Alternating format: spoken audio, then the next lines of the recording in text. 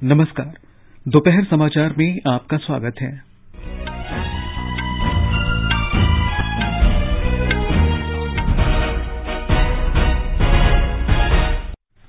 मध्य प्रदेश में राजनीतिक संकट गहराया। कांग्रेस के वरिष्ठ नेता ज्योतिरादित्य सिंधिया ने नई दिल्ली में प्रधानमंत्री और गृह मंत्री से भेंट के बाद पार्टी से इस्तीफा दिया। कांग्रेस ने पार्टी विरोधी गतिविधियों के कारण सिंधिया को निष्कासित किया। कांग्रेस के 19 बागी विधायकों ने राज्यपाल को अपने त्यागपत्र भेजे। वायुसेना का विमान कोरोना वायरस ग्रस्त ईरान से आज सुबह वहां फंसे 58 भारतीय जायरीन को लेकर वापस आया। विश्व स्वास्थ्य संगठन ने कहा, कोरोना वायरस 100 से ज्यादा देशों में फैला, 3800 से ज्यादा लोगों की मौत। देश भर में आज रंगों के त्योहार होली की धूम और बर्मिंघम में कल से ऑल इंग्लैंड बैडमिंटन चैंपियनशिप शुरू। पीवी सिंधु भारतीय दल का नेतृत्व करेंगी। दोपहर समाचार के साथ मैं निखिल कुमार। मध्य प्रदेश में जारी राजनीतिक संकट के बीच कांग्रेस के वरिष्ठ नेता ज्योतिरादित्य सिंधिया ने पार्टी की प्राथमिक सदस्यता से इस्तीफा दे दिया है। कांग्रेस अध्यक्ष सोनिया गांधी को संबोधित अपने इस्तीफे में उन्होंने कहा कि वे पिछले 18 वर्षों से पार्टी में रहे हैं, लेकिन अब वे पार्टी में रहते हुए अपने राज्य और देश की जनता की सेवा नहीं कर पा रहे हैं। दूसरी ओर कांग्रेस का कहना है कि ज्योतिरादित्य सिंधिया को पार्टी विरोधी गतिविधियों के कारण पार्टी से निकाला गया है। इससे पहले श्री सिंधिया ने प्रधानमंत्री नरेंद्र मोदी और गृह मंत्री अमित शाह से आज नई दिल्ली में मुलाकात की। खबर है कि कांग्रेस के 19 बागी विधायकों ने राज्यपाल को अपने इस्तीफे भेज दिए हैं।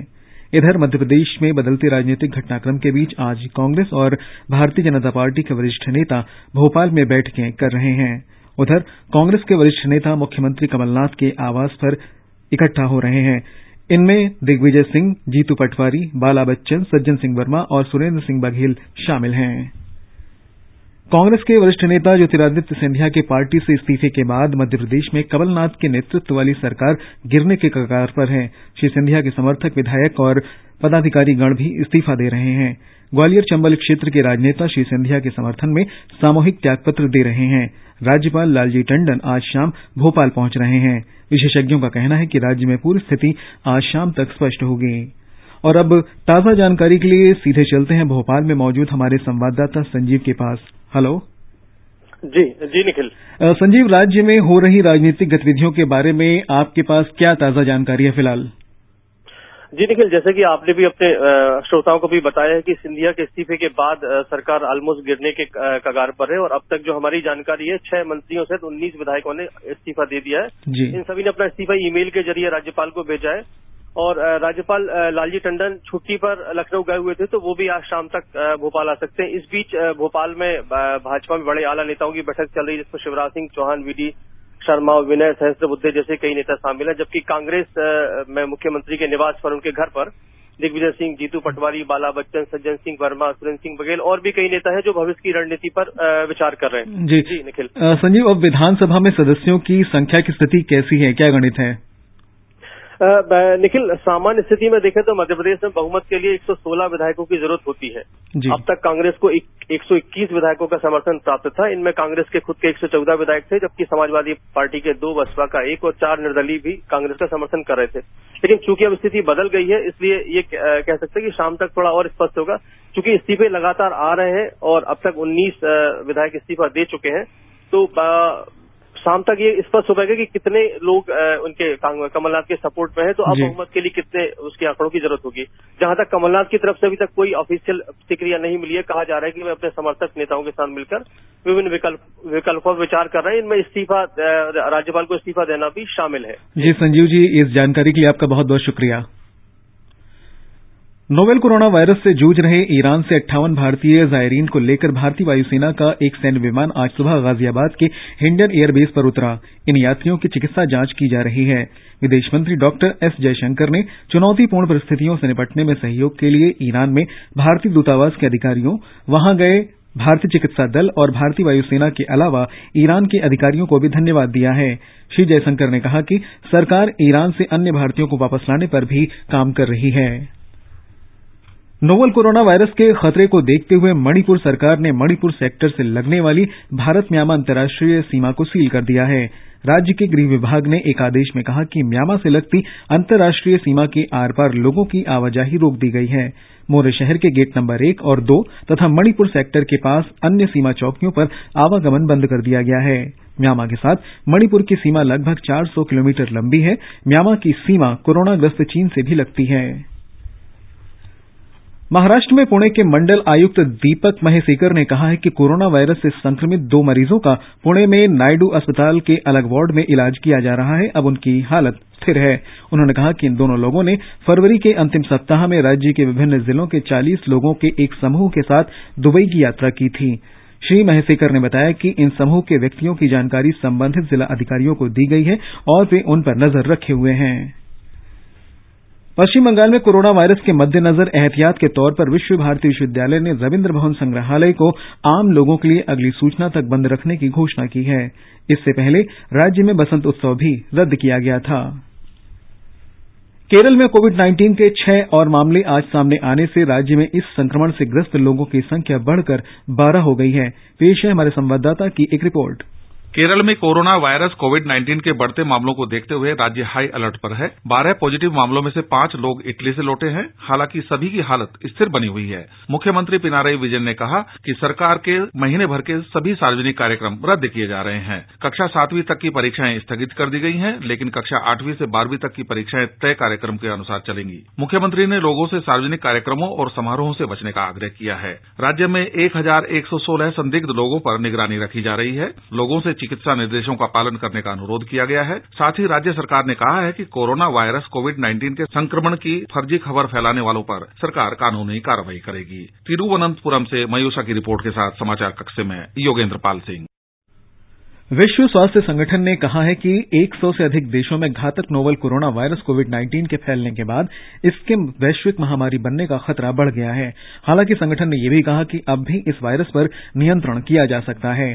चीन के वुहान में पिछले साल दिसंबर में फैला नोवेल कोरोना वायरस दुनिया भर के 105 देशों में फैल गया है, जिससे 3,817 लोगों की मौत हो चुकी है और 1,10,029 लोग संक्रमित हैं। ये समाचार आकाशवाणी से प्रसारित किए जा रहे हैं। ताजा समाचार जानने के लिए आप हमारे Twitter handle @AIR News Hindi को फॉलो कर सकते हैं। आज का भारत जानता है कि जब देश की बेटी खड़ी होती है तभी जीत बड़ी होती है।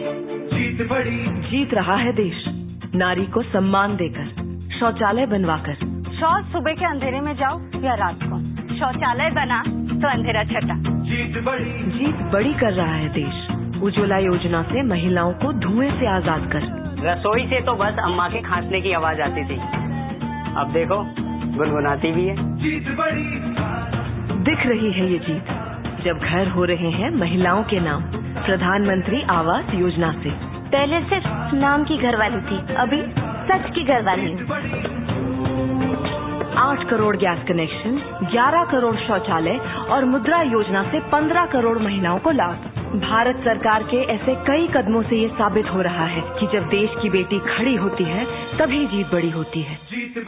हर एक काम देश के नाम, भारत सरकार द्वारा जनहित में जारी। ये आकाशवाणी है। रंगों का त्योहार होली आज पूरे देश में परंपरागत हर्षोल्लास के साथ मनाया जा रहा है। इस अवसर पर राष्ट्रपति, उपराष्ट्रपति और प्रधानमंत्री ने लोगों को बधाई दी है। उत्तर प्रदेश में होली उमंग और उत्साह के साथ मनाई जा रही है। हमारे संवाददाता की ये रिपोर्ट।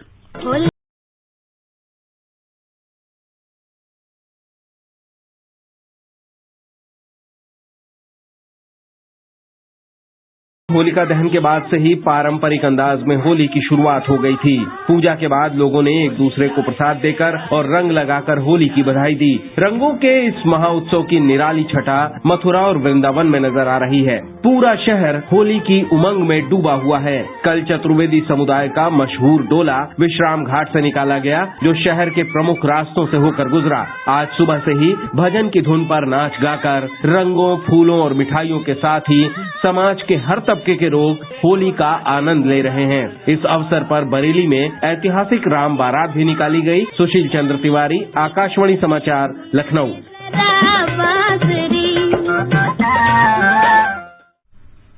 पंजाब में 8 से 22 मार्च तक पोषण पखवाड़ा मनाया जा रहा है, जहां महिलाओं और बच्चों के स्वास्थ्य तथा कुपोषण के शिकार लोगों पर विशेष ध्यान देने के लिए कई कार्यक्रम चलाए जा रहे हैं। एक रिपोर्ट।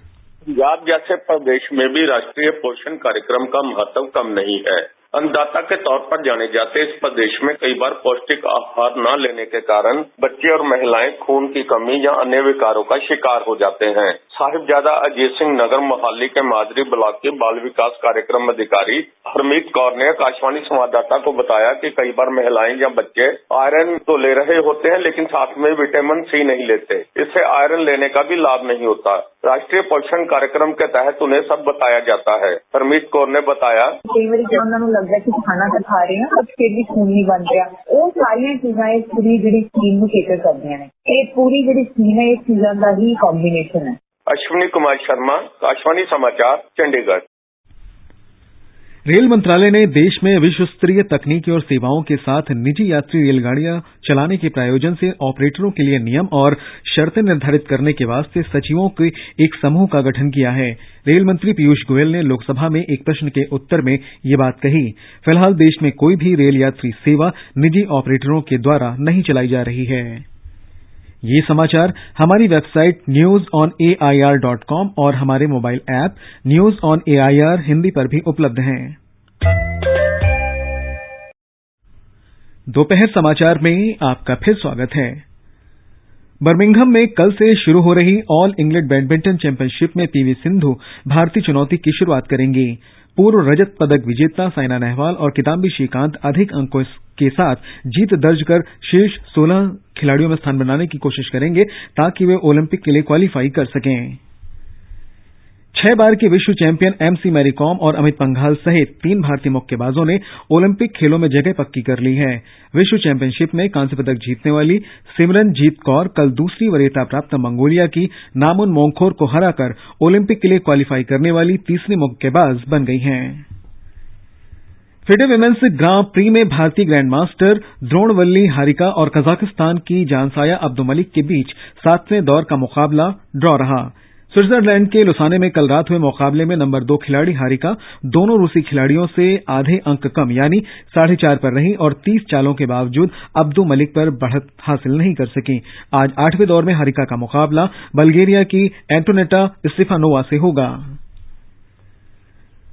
दक्षिण पश्चिमी तिब्बत के अली प्रीफेक्चर में घेरजे काउंटी में आज तड़के 2:12 पर भूकंप के 3 झटके महसूस किए गए। इनमें से सबसे बड़े झटके की तीव्रता रिक्टर पैमाने पर 5 मापी गई। घेरजे तिब्बत की सबसे बड़ी काउंटी है जिसे पशुपालन उद्योग के लिए जाना जाता है। सऊदी अरब और रूस के बीच तेल की कीमतों को लेकर बने टकराव के बाद बड़ा नुकसान झेलने के एक दिन बाद एशियाई बाजार में आज तेल के दामों में 6% से अधिक का उछाल आया है। वेस्ट टेक्सास इंटरमीडिएट ने 6.1% बढ़कर $33 प्रति बैरल, जबकि ब्रेंट कच्चे तेल में 6.6% की बढ़त के साथ $36 प्रति बैरल का कारोबार किया। संयुक्त राष्ट्र ने महिला अधिकारों पर एक नई घोषणा पारित की है जिसमें महिलाओं के मौजूदा अधिकारों को संरक्षित रखने की बात तो कही गई है, लेकिन समानता की दिशा में आगे बढ़ने के किसी नए तरीके की पैरवी नहीं की गई है। ये घोषणा महिलाओं की स्थिति से संबद्ध आयोग की 64वीं बैठक में स्वीकार की गई। वर्ष 2014 से सितंबर 2019 के बीच देश में $318 अरब का प्रत्यक्ष विदेशी निवेश हुआ है, जो अप्रैल 2000 से हुए संचयी प्रत्यक्ष विदेशी निवेश का लगभग 50% है। 2018-19 में प्रत्यक्ष विदेशी निवेश $62 अरब रहा, जो किसी भी वित्त वर्ष से ज्यादा है। और अंत में मुख्य समाचार एक बार फिर। मध्य प्रदेश में राजनीतिक संकट गहराया। कांग्रेस के वरिष्ठ नेता ज्योतिरादित्य सिंधिया ने नई दिल्ली में प्रधानमंत्री और गृह मंत्री से भेंट के बाद पार्टी से इस्तीफा दिया। कांग्रेस ने पार्टी विरोधी गतिविधियों के कारण सिंधिया को निष्कासित किया। कांग्रेस के 19 बागी विधायकों ने राज्यपाल को अपने त्यागपत्र भेजे।